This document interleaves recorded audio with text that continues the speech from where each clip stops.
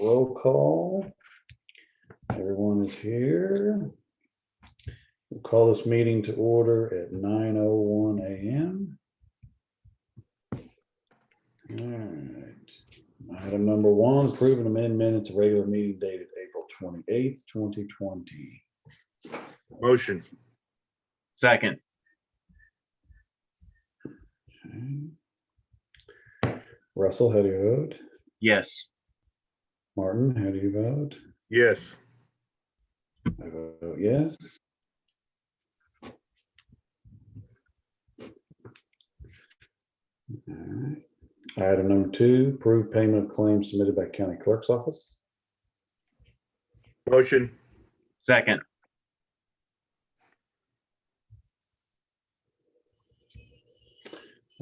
Russell, how do you vote? Yes. Yes. Martin, how do you vote? Yes. Vote yes. Oh, I got you. All right, motion approved. Let's see. Item three. Barbara, do we have any monthly reports? We do. We have health department, assessors, and county clerk. All right, do we have a motion to approve a monthly report submitted by officers? I'll make motion. I'll second.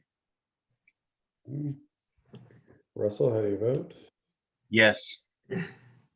Martin, how do you vote? Yes. I vote yes. Motion carries. All right. On item four, Kenny, how about we just, maybe we could fit in the judge in on this one here with Vicky after she gives her report, kind of tie the two together. Yeah, I think that's a good job. If Judge Denny is willing to fill us in after Vicky gets done, that would be perfect. I'm here. Okay. Okay.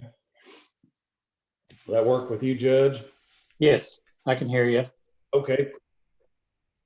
Okay. All right, so go to item four, approval to hear human resources and emergency management report on current status regarding families first coronavirus.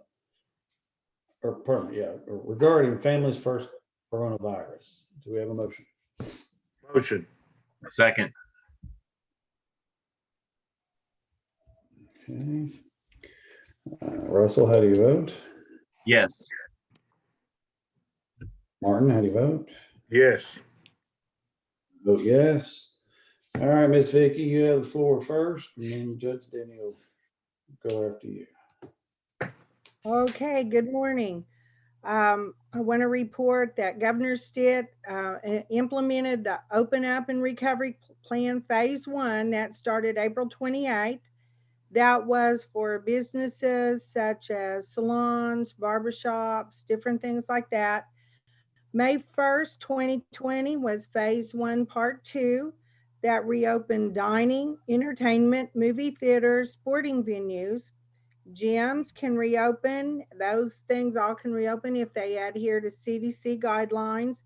Places of worship can reopen, again with certain protocols, such as every other pew or every other row empty and 6 feet of social distancing. Bars are still remaining closed. Tattoo parlors may be reopened by appointment. Right now, Delaware County remains on a reduced work schedule that's being reviewed weekly with all the different departments. And I'm assuming Judge Denny has something to say about judicial. Research of best practices and how to transition back to full staff are being looked at and written. And Kenny gave us a policy for COVID early on. We received a policy yesterday from ACO, and we'll get that reviewed by Kenny. We'll work, Travis and I are working together. Travis, our emergency management director, will work together with each elected, each of the commissioners and the appointed on how best to transition each area. There are logistics such as a 6 feet distance that may be difficult in some areas, but we will start looking in this next week about how to transition back to full staff and at what point, and we'll get a final report to Kenny and then bring that to the board. Right now, the county clerk is working Monday through Wednesday, 8 to 2 in the office. They're working remotely the rest of the time. The clerk and treasurer are half staff Monday through Thursday one week, the second half of the staff the next week. On Fridays, the office inside the courthouse is closed, but they are available remotely. The county assessor is Monday through Thursday. On Friday, she is available remotely as well. The county election board, they do have some out now, but on administrative leave, they do, by necessity, allow one person in at a time. Judicial has been working remotely, and I believe Judge Denny sounds like he's going to give us an update. The DA is essential staff in the office Monday through Friday. Others are working remotely. The sheriff's office and administrative personnel, one will be in the office and the other two work remotely, so they are available. The county road crews are primarily working. We do have 6 people across the county on administrative leave. The courthouse has no public entry, and I've been asked repeatedly, or I don't know how much, but I've been asked a couple of times about when the courthouse will reopen. And I just want to be clear that the offices in the courthouse have worked continually through the COVID process. They have never closed. So the courthouse has been open. There has been no public entry basically to the courthouse. It's by appointment only. And as we work with judicial and the electeds and appointed, some of the offices may remain on appointment only temporarily or for a while based on this 6 feet distancing. And that will be reviewed. It's often reviewed daily, but at least weekly by each office. So I've been working with, well, worked with Travis on that, and each of the electeds, the appointed, and judicial as well to review, and we'll bring that back to the board.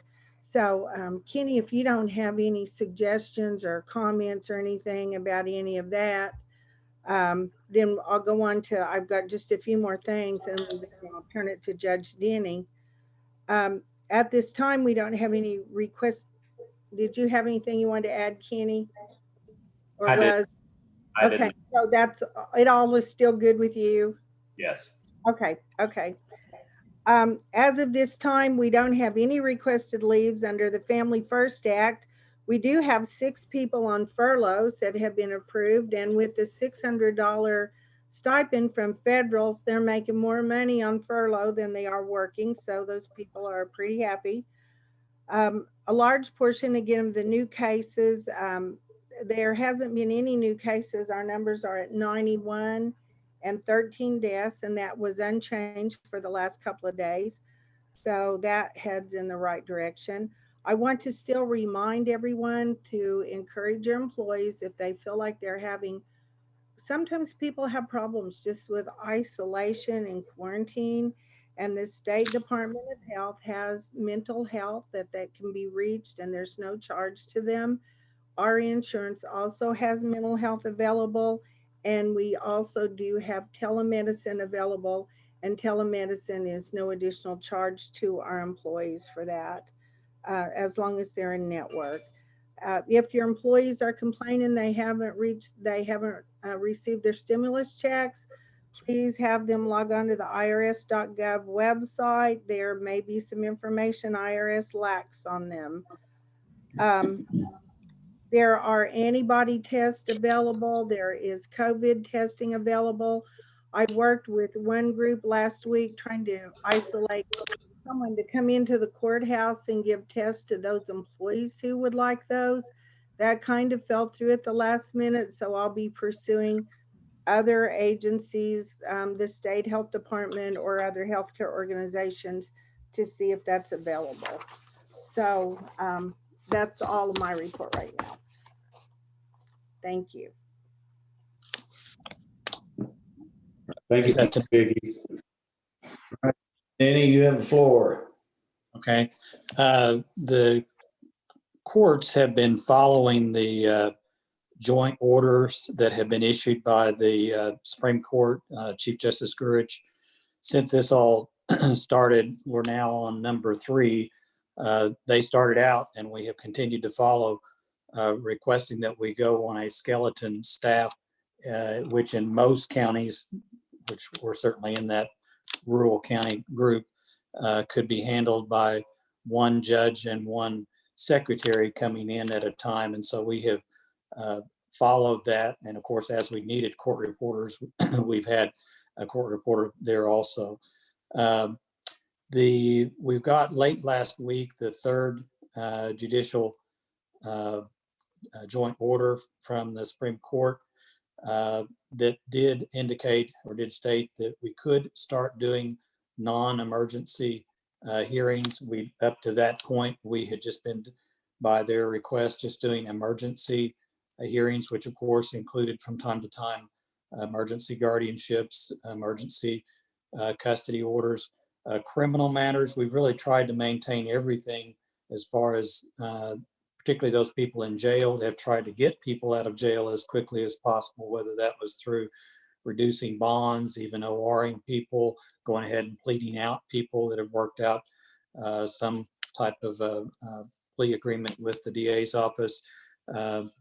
Even if we couldn't, and if they were, of course, being released based on that on a probationary type basis, that happened as quickly as possible. But even those that were going to go to DOC, we've still tried to get those pleas done as quickly as possible, because then the cost of maintaining those prisoners then shifts to the state once they should have gone to DOC. Of course, DOC at this point refusing to take anyone. At this point, with the 3rd joint order that was issued late last week, again, as I said, we are now allowed to do, come May 18th, we're allowed to do non-emergency hearings. So what I've indicated, what I've told all of the courts in both Delaware and Ottawa County is that we can start doing those at that point, whether that's contested divorces or whatever might fall in that category of non-emergency hearings. I will want to go back here as far as, again, our availability. We've always had on the courthouse door, and the officer that's maintaining security there has always had all of the judges' cell phone numbers, so we're always reachable. And I have had calls at home regarding protective orders and things like that, even when I was working from home. We've typically, it's about 2 days per week per judge that we're actually in the office itself, but always consider to be available at home through those phone numbers. I did speak with, I tried to get some more input from the court administrator's office, Jerry Askins and Chief Justice Gorsuch yesterday, as far as what other counties are doing.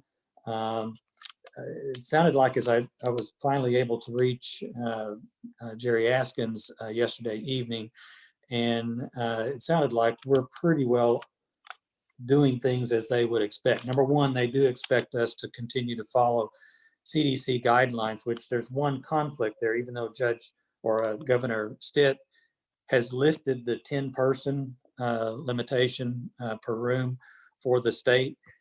We are told by the court administrator's office that we are to stay with the CDC guidelines, which still do require the no more than 10 people per room. So I've encouraged the judges to figure out a way on dockets when those dockets open back up after the 15th to maintain that 10-person per room. And of course, if we got people waiting in the hallway, we're going to have to somehow police that so we maintain social distancing. We're going to certainly have it on the county's website that as we start to open things back up after the 15th, that we're still going to go under the rule that there's no family and friends coming and watching the court proceeding unless they're a witness or something like that. So we're really trying to limit that. We're not going to meet with people in the offices, in the judge's offices. That's just too small a space. If they we're going to continue to keep those doors locked, but with information how they can call in, and we can certainly go out into the courtroom and meet with just a member of the public regarding a protective order or whatever the request may be. The court administrator's office really liked what, and Judge Littlefield, got to credit her, she came up with this idea, and I think it's worked extremely well in both counties. And that is for arraignments of those people that are not in jail but have been ordered to appear on a particular day. Of course, we get the list. The DA's office provides the list of those people that are expected in arraignments that day. We provide that to the security individual at the front door of the courthouse, along with some slips, reminder slips, but actually they're turning into order slips at this point, that are handed to each individual with whatever date we're expecting that particular individual to show back up. There's no need for people that are out of jail to have to come to court. So we're been putting them off for some time to various dates in June. The court administrator's office, in talking with Ms. Askins last night, encouraged us to continue doing that, and I anticipate we'll probably be setting people off even into July, and of course watching our numbers on any particular day so we don't just have a lot of people showing up on a particular day. I believe that it is still very important that we try to maintain keeping the jail as empty as possible. And their numbers, the last I hear from the sheriff's office, are down in the 40s, I believe, at this point, which of course everybody realizes that's amazingly low for where we've been over the last several years. So we're trying to maintain that. There are times, I know the alternative courts like drug court and community sentencing, it is difficult to operate one of those courts if you don't have the stick hanging over people's head as far as that they could be sanctioned, go to jail. We've come up with alternative sanctions in most cases, such as working community service. The sheriff's office has helped us out by providing an individual who can take individuals that are assigned to community service out to pick up trash and that sort of thing on specific days that they're assigned to do that. There have, however, been a couple of instances where it was just absolutely necessary that somebody be put in jail. And the sheriff's office has worked closely with us on that. And we've made sure, of course, we didn't have anybody coming into the jail that had any symptoms. And we have been able to accommodate that so that we can continue pretty well working, keeping these alternative courts, which are, of course, keeping people in the community with a big stick hanging over their head. We've pretty well been able to maintain those. It's been difficult because you really need that portion, whether it's drug court or community sentencing, to make those work effectively. And at any rate, they're still working pretty well. And we've really appreciated the sheriff's office's help when we just absolutely had to have somebody jailed. They've been able to work something out where we could put somebody in, and again, have worked out the community service.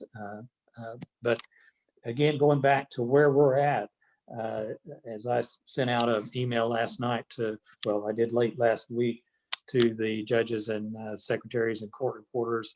I added Kenny to that last night, that it seems to me we can go ahead and start doing hearings, non-emergency hearings after May the 15th. So May the 18th would be the first day that would be able to do that, but doing that in a very cautious manner where we're still maintaining CDC guidelines, where we're still maintaining social distancing.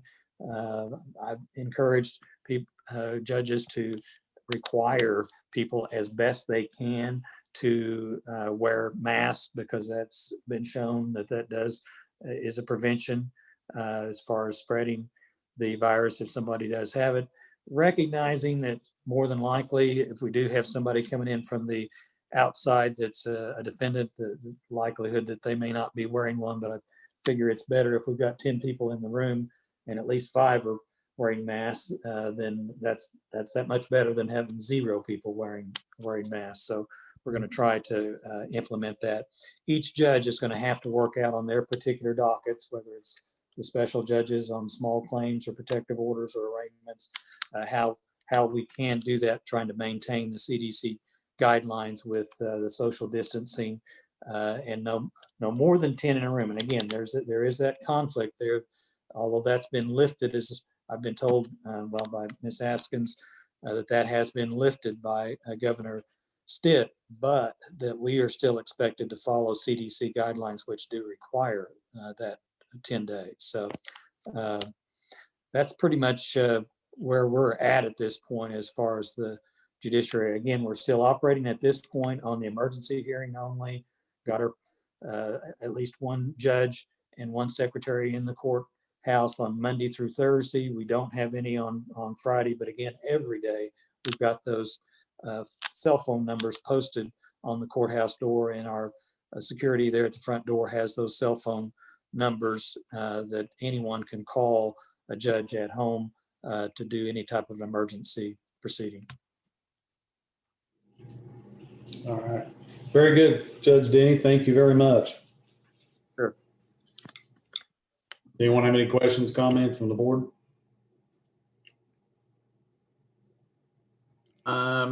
I might add in, so that's basically 2 weeks from yesterday, or exactly 2 weeks from yesterday. So what I'd like the commissioners and the elected officials to start thinking about is, with the courts beginning to open up a little bit, if you want to make any alterations or changes to the opening of your offices, and I'm happy to discuss that one-on-one with anybody if they feel like they need any kind of input. But what I think I'd recommend is that we go ahead and create an agenda item for next week's meeting to include discussion and potential approval of each office's plan moving forward. So it doesn't have to be just, wide open, we're opening the doors, it's back to normal. So the judge kind of explained what we're doing is working in steps. So this is going to be our first step towards opening up a little bit. So some of those people that, for my office, so the way I'm going to do it is I'm still not going to be letting anybody into my office that I wasn't letting in over the last couple, 2 or 3 weeks. But we probably will let more people into the building to come. I think what we'll do is have more document delivery, things like that. But that's one thing we need to think about, is if we, as a group, if the commissioners want to put an ixnay on that, or let us go ahead and open up in those ways. What I'd also like is for each office to have a written plan to present to the commissioners as to what their response is intended to be if the unfortunate situation arises that they have one of their employees get sick. So we don't know what the rules will be 2 weeks from now, but there'll probably be still some kind of mandatory quarantine in effect for someone that gets sick, and then people that have had immediate contact with them. So for my office, what I'm thinking of doing is splitting each office into probably 2 teams and having them work a week on, a week off for maybe another month or 2. But that way, if one of my employees gets sick, it doesn't shut down my office. We're going to have to apply those kind of things. Well, I want you to also think about applying, if you do a team strategy, do you want to apply that to yourself as the elected official? Because really the worst person in any of our offices we could have go down is the elected official themselves. But that's going to be kind of up to each and everybody. What we probably don't want to do is have 100% of our staff in the office 40 hours a week every day right off the bat, because when someone gets sick that way, I don't know what you're going to do. I've actually also thought about what would I do if my entire office was quarantined. So if my entire office went on quarantine and I couldn't send a single prosecutor to the courthouse, what I would do is contact probably Matt Ballard, who's the DA for the 12th district, and see if one of his ADAs would be willing, with his permission, to come up here and help us for a couple of weeks while we're on quarantine. Now that's worst case scenario. But I'd like everybody to have some degree of a plan, so that if things do go sideways on us, we're not completely surprised by that. That's all I've got, Commissioner. All right, thank you, sir. Anyone else from the board? Russell? Martin? No, he's muted. So, okay.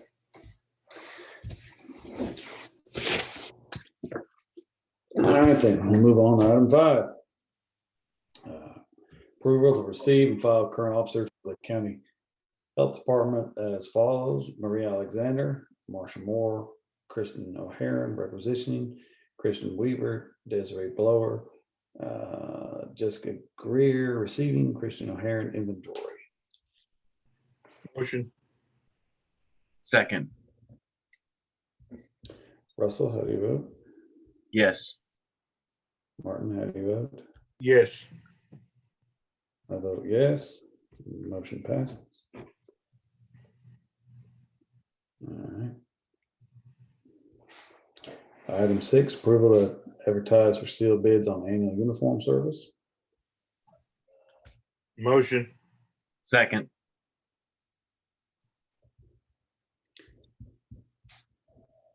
Russell, how do you vote? Yes. Martin, how do you vote? Yes. I vote yes. Motion passes. Item 7, approval to advertise for sealed bids on annual paper and cleaning products. Motion. Second.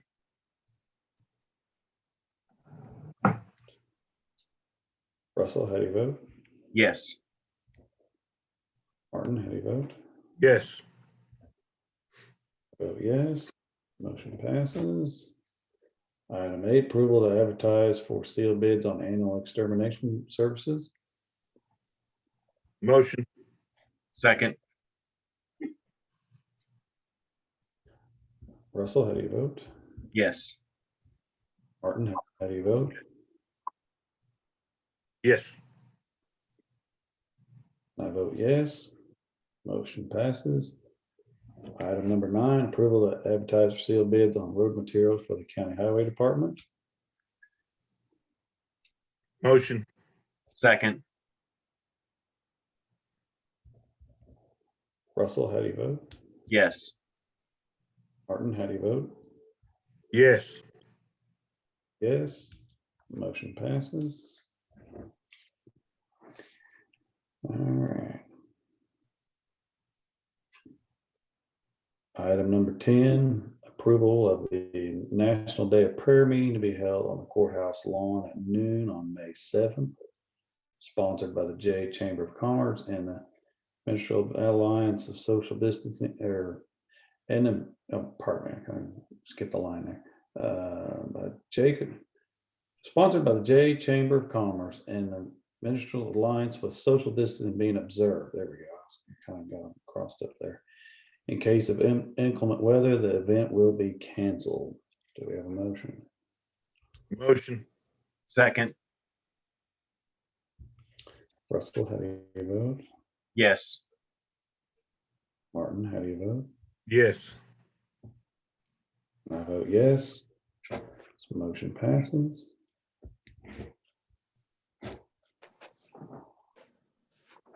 Item 11, approval to open floor for new business. Motion. Second.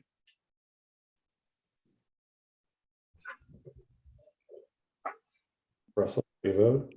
Yes. Martin, how do you? Yes. I vote yes.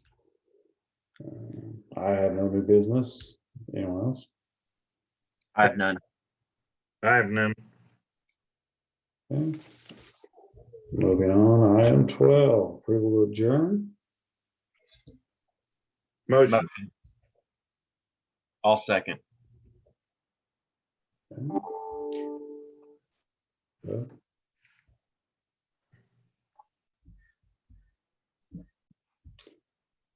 Russell, how do you vote? Yes. Martin, how do you vote? Yes. I vote yes, motion carries. So we are adjourned at 9:31 a.m. All right, guys.